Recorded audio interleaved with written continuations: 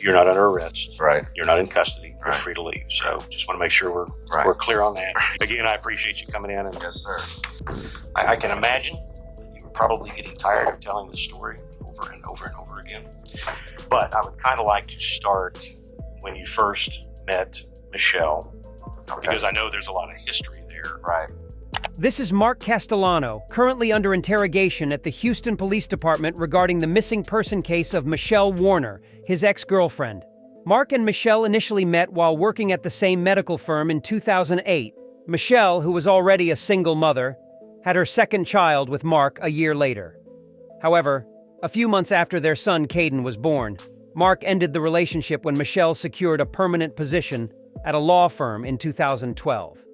Michelle proposed an arrangement to Mark, suggesting that she and Caden move in with him so he could help raise their son. They would coexist as parents, but not as a couple. Mark agreed to this on September 24th.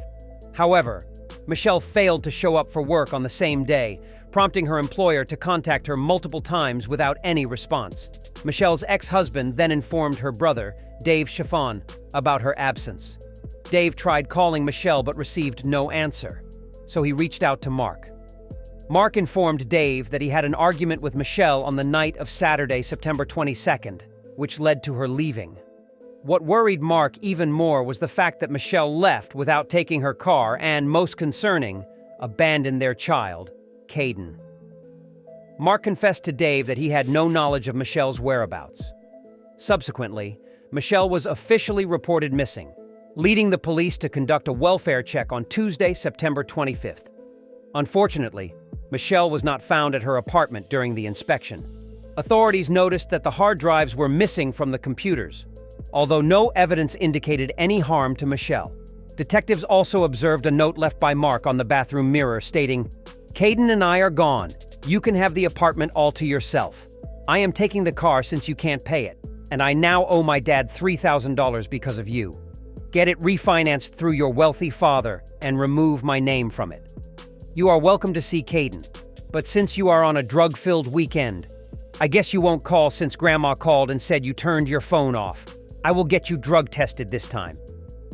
Returning to the interrogation room, Mark begins his description of Michelle with a negative tone. When she gets mad, she's violent. She'll hit you. She thinks she has the right to. The way she'll sit there and tell you where she's raised, a man has to take up crap. She's a pretty girl and she gets everything she wants. She has that princess attitude. Wow. Is she using any kind of drugs at that time that you're aware of? Has she introduced that into the relationship yet? Adderall. Which is treating her for what? ADHD. Okay. And so hydrocodone, 10/325. Mm-hmm. And she, getting to know me, she said, "Well, you were in a car accident. You could go get some for me." It gets pretty bad for a great while. The pill demand work. Starting to notice that I'm changing. She's having me do a lot of things. Hey, we have an extra computer. Take one from the company. I need one for my brother. Or hey, I need you to get me something like this. So she's basically asking you to steal now. Yes, sir. Okay. And of course I do it. Okay. I did it. Well, you're invested in this relationship. Right. She pretty much at this point owns me. Mark has constructed an elaborate facade presenting himself as a vulnerable victim within the context of this relationship. Despite the detective's skepticism regarding Mark's narratives, it becomes imperative to feign sympathy and empathy during the interview. This approach is deemed necessary for the detective to potentially elicit a confession from Mark. Let's get to last Saturday, the 22nd. Okay. As soon as I open the door, it's like a battle zone. And the first thing she says is, "He gets into the sugar and dumps it everywhere. You left it somewhere, blah, blah, blah." And this goes on and on. I said something about, "You take too many pills, you can't watch Caden or something." I said, and she said, "Well, what are you sorry?" She's like, and she just walked up and she's like, "By the way, you better clean it up right." And at that time, she walked up to me and just hit me like that. Now, are you standing? What are I'm you like doing? this. There's a desk right here. I'm on like this, picking up stuff. Are you in the living room? I'm in the living room. There's those two spots on that. Yeah, with the computer desk. By the computer desk. There's that hallway. And right there by the leg, I'm over there reaching, picking up stuff. And by that time I turn, I see her come up. And then when she comes up close to me and I see her arms swing, I put my head like that. She hits me like that. Up underneath you? Yeah, like that. It wasn't hard or anything. I'm used to it at this point. Sure. And when she walks out, slams the door to her room. And about 10, 15 minutes later, I open the door to say, well, you know what? And she's gone. Well, Where's Caden when all this? He's in his room hiding. So you think that Michelle's been screaming at him, and that's why he goes in and reacts the way he does? Because at one time I got her. Did she curse at him? Yes. She sat there and got in his face one time, and she's on here like this. I'm going to my knees. Go ahead. And he's sitting there and shaking his little hand. And she said they're grabbing him, and don't you ever, you're going to turn out to be a sorry piece of crap like your daddy, you sorry mother, little. And at that point, I came over to her and pushed her like that. She caught herself, and I said, get up, don't do that anymore. With a foundation of trust now established, the detective skillfully puts Mark at ease, removing any perceived threat. The detective then adopts a different approach, directly accusing Mark of causing harm to Michelle. However, this accusation is framed in a manner that rationalizes Mark's actions as a means of protecting his son. By presenting it this way, it becomes easier for Mark to confess to the murder, as he may believe he was acting in the best interest of his child, rather than being driven by malicious or self-centered motives. My heart goes out to you, man, because what you have put up with for 3 years of your little boy's life, I very much appreciate and understand your feelings about your son. Right. I have a son. He's 27 years old now. So I get it. This is about Caden. Mm-hmm. So whatever did happen in the apartment between you and Michelle, that's resulted in her now disappearing. We'll use that word for lack of a better term. Right. It's my impression that what that was about, what that argument was about, what that confrontation was about last weekend, it wasn't about you wanting to hurt Michelle. It was about your love for Kate. And it was about your burden. Right, yeah. About protecting Kate. Right, because he wasn't being taken care of. Exactly. The detective has adeptly utilized a psychological technique called the good choice, bad choice method. This method involves presenting Mark with only two options, compelling him to make a decision. On one hand, there is the good choice, emphasizing his deep love for his son, Caden. On the other hand, there is the bad choice, insinuating malicious intentions towards Michelle. Mark is naturally inclined to lean towards and be drawn to a particular narrative, typically the one that portrays him as innocent. This technique capitalizes on Mark's instinct to safeguard his innocence and increases the likelihood of him aligning with the desired narrative. Whatever happened between you and Michelle in the course of her cursing at you, slapping you in the face, hitting you while you're on your knees on the ground, picking up stuff that she has directed you to do, that was just the straw that broke the camel's back. And now Mark is in protective mode for Caden. This is not happening anymore.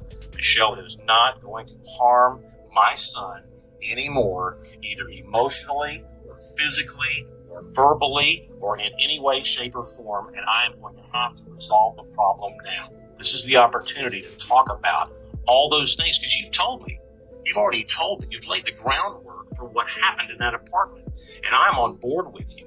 This isn't about trying to make Mark look like a bad guy. I'm telling you, I could not. I'm listening to your story, man, and I almost want to cry for you. I just can't imagine the stress and the pressure put on you because of the love you have for Kate when you watch this woman continually berate him and treat him so terribly, because she's doing the same thing to you that she's doing to a 3-year-old, and you're an adult. Mark finds himself in a cornered situation with two options before him: to confess or to cease speaking and request legal representation. We both know Michelle did not walk out of that apartment. She did not walk out of that apartment. We both know it. We both know the circumstances under which whatever did happen, happened. I'm not wanting you to explain to me that you wanted to hurt Michelle.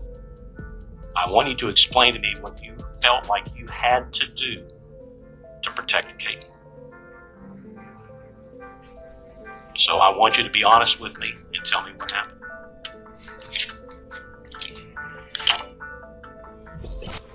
She got up, and I got up, and she's getting dressed, and she's finishing up, and she's still yelling, and Katie's hiding. I grabbed her and I broke her neck. Told me I was a sorry and that she was going to control me the rest of my life. And I grabbed her by her neck and and just threw her on the bed. And, So she's facing you. yeah, and I heard it pop, and then her tongue popped out, and that was it. Okay. I mean, I sit there and held it, and the time I realized what I did, she was dead. So, dude, Look at me, man. Look at me. I'm sorry. Give me the death penalty, that's fine. Look I at me. deserve it. Mark. Look, I'm proud of you. I deserve it. Your life's not over with, Mark. Mark, kind of show me in the room where she was. Like, here's the bed. Here's a closet. And here's that door going to outside. Okay. I walked in, and that's when I grabbed her, and then I threw her on the bed right there. I know this is painful, but I wanted you to demonstrate for Brian what happened.